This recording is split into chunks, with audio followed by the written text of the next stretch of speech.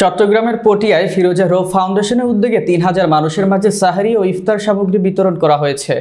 ফাউন্ডেশনের প্রতিষ্ঠাতা চেয়ারম্যান, বিশিষ্ট সমাজসেবক ও শিক্ষানুরাগী আলহাজ জামাল সাত্তার মিয়ার পৃষ্ঠপোষকতায় শুক্রবার সকালে এ সাহারি ও ইফতার সামগ্রী বিতরণ করা হয়।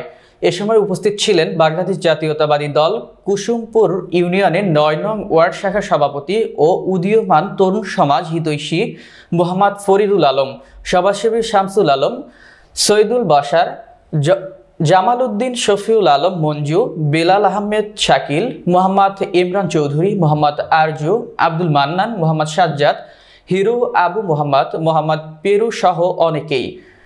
এতে বক্তারা বলেন, পটিয়া মেহেরাটি গ্রামের নিঃস্বার্থ দেশপ্রেমিক সমাজ হিতৈষী ও শিক্ষানুরাগী আলহাজ জামাল সাত্তার মিয়া এই গ্রামকে স্বনির্ভর ও বেকারমুক্ত করার জন্য আমাদের স্বপ্ন দেখিয়েছেন এবং বাস্তবায়ন করেছেন। আমরা তার সুস্বাস্থ্য ও দীর্ঘায়ু কামনা করি।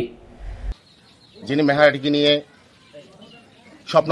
স্বপ্ন দেখান মেহেরাটি হবে একদিন সিঙ্গাপুর, সেই মহান ব্যক্তি আলহাজ জামাল সাত্তার মিয়া সাহেবের ফিরোজা রো ফাউন্ডেশনের উদ্যোগে আজকে যে মেহেরাটি গ্রামের মিলন মেলায় ইফতার মাহফিল বিতরণ উপলক্ষে মিলন মেলা ঘটেছে, সেই মিলন মেলায় উপস্থিত আছেন আমার শ্রদ্ধাভাজন চাচা জনাব ফরিদুল আলম এবং উপস্থিত আছেন গ্রামের সর্বস্তরের নেতৃবৃন্দ, জনগণ। তাদের আমার পক্ষ থেকে, শ্রদ্ধেয় চাচার পক্ষ থেকে ফিরোজা রো ফাউন্ডেশনকে জানাই আন্তরিক মোবারকবাদ ও ধন্যবাদ। মেহেরাটি গ্রামের জন্য উনি আজকে সুদীর্ঘ ২০-২৫ বছর যাবৎ অনেক কিছু করে যাচ্ছেন। আমরা ওকে নিয়ে অনেক স্বপ্ন দেখি। আমাদের অভিভাবক হিসেবে সেই মেহেরাটি গ্রামের ডাল হিসেবে আমাদের পাশে সার্বক্ষণিকভাবে সারাক্ষণ আমাদের পাশে থাকে। গরিব দুঃখী মেহনতি মানুষের পাশে থাকে, সাধারণ জনগণের পাশে থাকে, ভাই বেড়াদের পাশে থাকে। তিনি আজ ২০-২৫-৩০ বছর যাবৎ অনতিকাল যাবৎ এভাবে আমাদেরকে সহযোগিতা করে যাচ্ছেন।